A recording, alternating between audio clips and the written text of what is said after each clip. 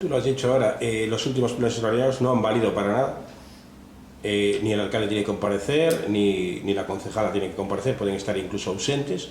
Entonces, si esas dos vías no valen para nada, la vía judicial la abrís de alguna manera. Y otra cosa es, aquí se ha puesto el foco políticamente en esta señora, pero también aquí hay una responsabilidad de una persona que es un técnico que no asesoró bien, según parece. ¿Vosotros vais a pedir esa explicación tamén a ese técnico que comparezca, por ejemplo, que compareciese en ese pleno, ese técnico?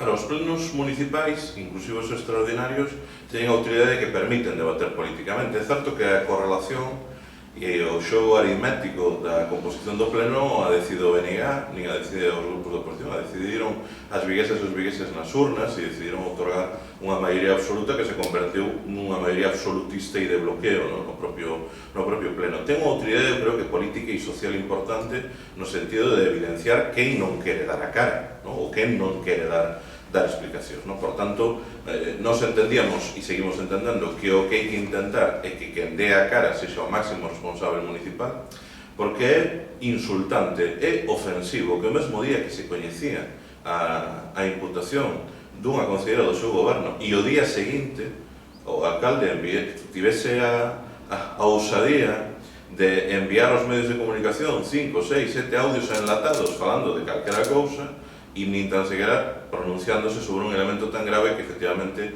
o goberno quixo despachar cun audio tremendo, de apenas 30 segundos, onde se notaba a incomodidade do portavoz do goberno, o señor Carlos Lópezón. Por tanto, a autoridade do pleno é unha autoridade política, que é intentar poñer diante do espello o goberno municipal. En relación á vía judicial xa está aberta.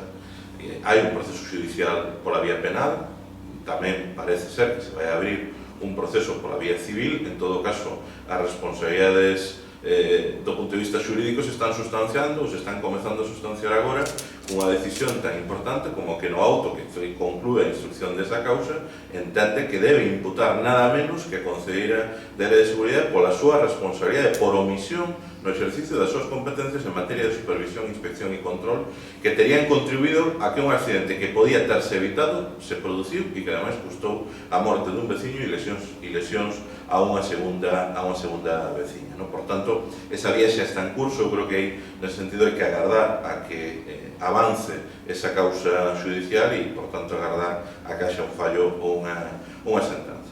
E en relación á última cuestión, claro, aquí hai un auto judicial que determina que hai determinadas persoas que non están en condicións de ser imputadas por responsabilidade do punto de vista penal.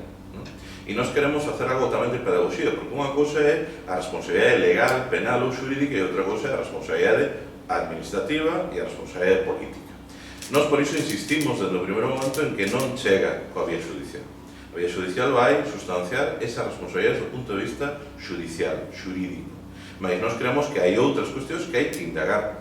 Como pode ser que unha atracción que non ten permiso poida funcionar?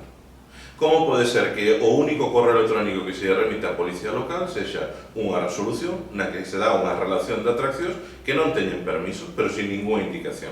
É dicir, que protocolos se aplican no Concello de Vigo cando non se autoriza o funcionamento dunha atracción ou a utilización dun determinado espazo público para unha determinada actividade? Se deixa facer esa... E, por tanto, hai cuestións que atinxen, efectivamente, un primeiro nivel que o de máxima responsabilidade política que pasa pola concelleira delegada da Área de Seguridade, señora Rodríguez Calviño, pero que, efectivamente, ten tamén outras responsabilidades ou pode ter outras responsabilidades no ámbito administrativo, como é o caso do xefe de Servizo de Seguridade, que tamén estivo investigado, tamén fixo parte, tivo que comparecer neste proceso judicial, pero que neste momento non está imputado á espera de que haxe unha resolución definitiva a respecto deste auto. Pero creemos que hai que chegar ata o final para saber que é o que fallou, porque con toda certeza é moi probable que non só fallase unha única decisión ou un único parámetro, e non só para depurar as responsabilidades, sí que hai que depurarlas, sino sobre todo para tomar decisións que impidan que isto volva a suceder,